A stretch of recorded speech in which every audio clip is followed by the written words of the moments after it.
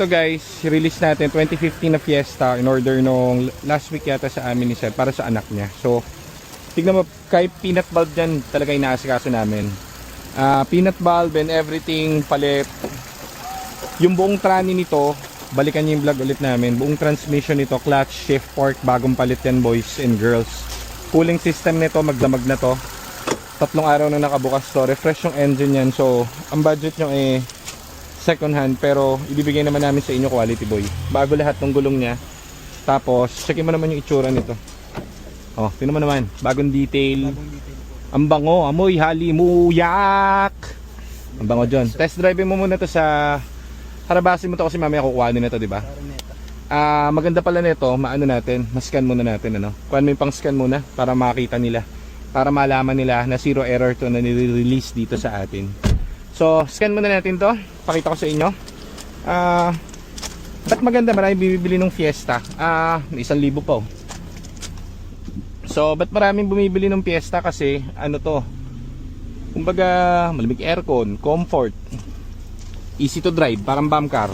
O, yun. Gandang taas. Ayos. Very good. Ganda to. Ganda tong puting to.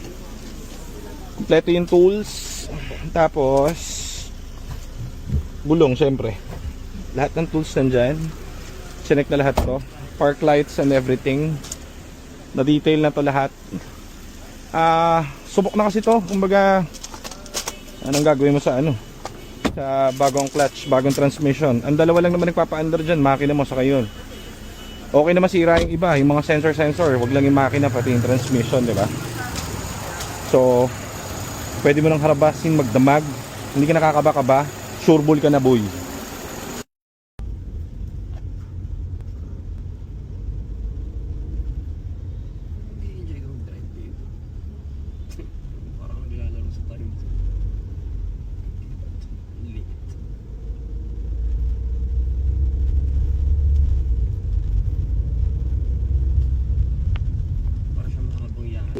Sa'yo na yung... Ito nga.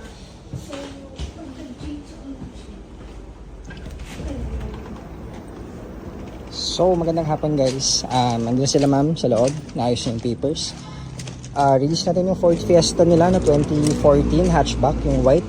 So, meron dito yung dalawang focus dito. Nagpapa-check ng unit sila bossing. Ito, kakabili lang niya. Tapos ito naman yung sa EBS na pa-reserve sa atin before.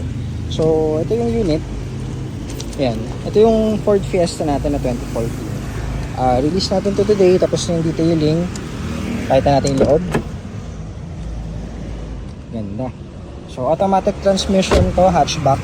2014 model. PMS natin bago i-release para ang next nilang PMS is after 6 months na lang ulit or 5,000 kilometers.